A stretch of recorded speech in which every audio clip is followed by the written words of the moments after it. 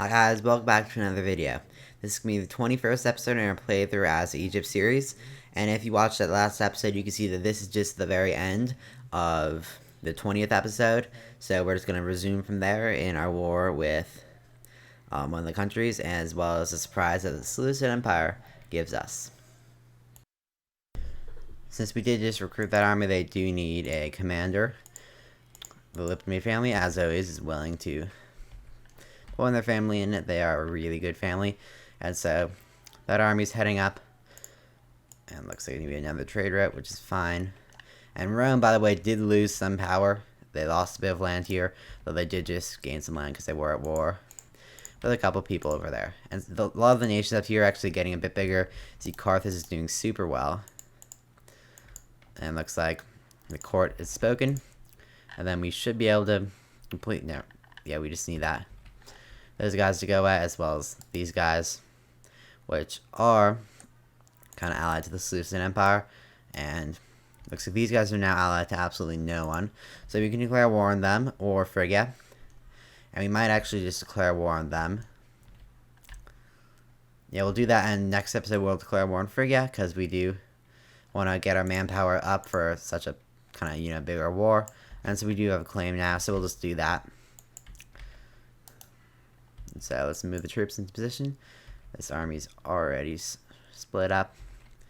Then we can move them to this side, and we'll have some troops on this side as well. If I could select this army. And so we'll do that this episode. And so we are super close actually to completing this imperial ambition, aka turning into an empire. We'd be the only empire in the game. An empire is a pretty good government form. It's very balanced with one of each job. You just need 600, and so we're only, what, like 24 away? So, looks like another person needs to come join our family. So we'll just go with that. Doesn't really matter that we lose prestige. We already have like 2,000 of it. Looks like the Olympics will hold that. And if you ever want to, say, declare war on anyone in the Hellenic culture group, then withholding the Olympics, it's a good way to get your opinion down and not have them be like allies with you or anything. So we can declare war. All of our allies are going to join. Finally, the Sea Star Nation is able to actually have military access because they don't have a fleet, so they weren't really able to do anything up there.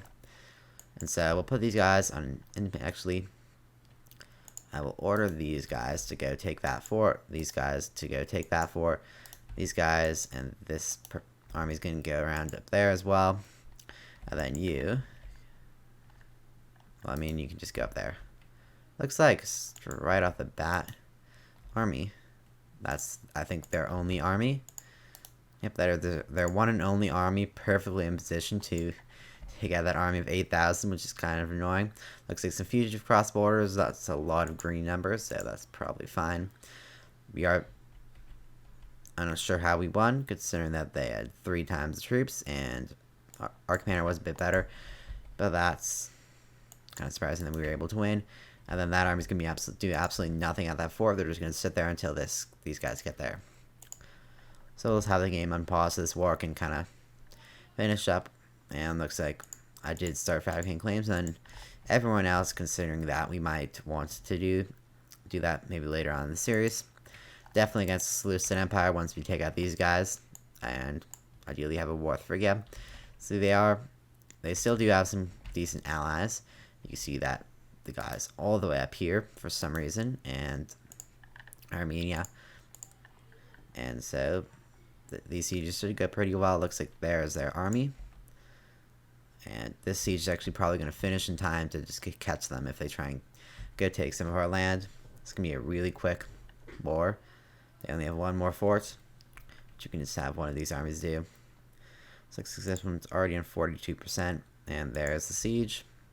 And there's the army that we can just go take out. Looks like they're going to try it. Where are the...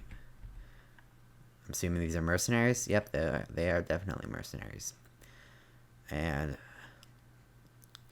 if it was anything else, any other family, I might not want you to lose your position, but your position, or you are of the Olympian family, meaning that you guys have way too many jobs. Well, we can just hire you back. that does work. And so it looks like they're gonna have mercenaries that have not quite regenerated their morale yet. Bet you their economy is, yep, in the dirt. They have fully regenerated. They did recruit a lot of mercenaries there. We're not even using all of our armies for this war. It could be kind of pointless to transport all of those troops all the way over, considering how few armies these guys have. And we can actually split these guys in half. They are pretty large, especially for all the fighting in the kind of deserty areas that we've been doing. I bet you this attrition is not the best, although since we did split them up, there's good attrition. And we can have these guys head over here and go. Actually, we'll just have them take that fort. Looks like we want another fort somewhere, or a siege. So we'll have both of these armies head up there, and these guys are going to go and run in here. So yeah, they can start, and these guys can kind of reinforce, because that is only probably a level 1 fort. So this army can chase after it. So there's an empire. Seriously. Just about completely annex these guys, and you had to ruin it. Okay. Fleet. Oh, they've been losing. Turns out you leave troops on a ship for like a year, they will start to get attrition somehow, and also lose food, considering that they have probably not docked. And so looks like this army caught these guys, and we'll just have them on independent operations. Actually, that's 2 armies, looks like. And so someone needs a commander. They even undocked that. So that's the wrong commander, and we can't reselect for a year, if you didn't already know. So that's annoying. We'll put these guys in independent operations. And there's the Seleucids. Never mind, you are going to be under my command. You are now like that, because we do need a big army to beat the Seleucids. And so you are going to head down here. Seleucids are already taking this opportunity to take some land, which is not the best. So once this siege finishing up, that is the last siege in this entire area, looks like. And so that'll be it for this war. Should be able to completely take all of their land, although nope, this land's not worth too much, so we're fine taking all of it. Then we'll just have to wait for maybe months of war to go up, as well as this siege, because then we'll get that perfect 100, and then we'll just be able to take it. So, you know, walking past a relatively large army, you might want to fight them, although I did tell you to go and do what you're doing. So that's fair. And so you are going to attack these guys with us. Looks like they got there before this army, and we're able to beat them anyway. But we will take command of this entire army of 35,000, composed of 3 armies.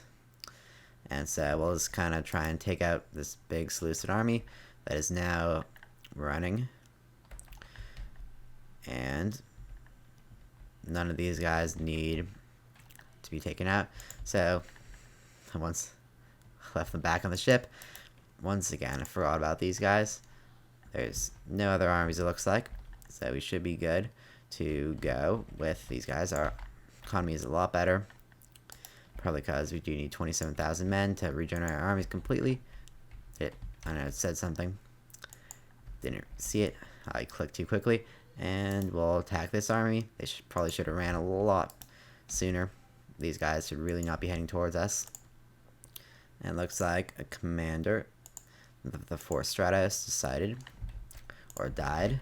And so we'll attack these armies.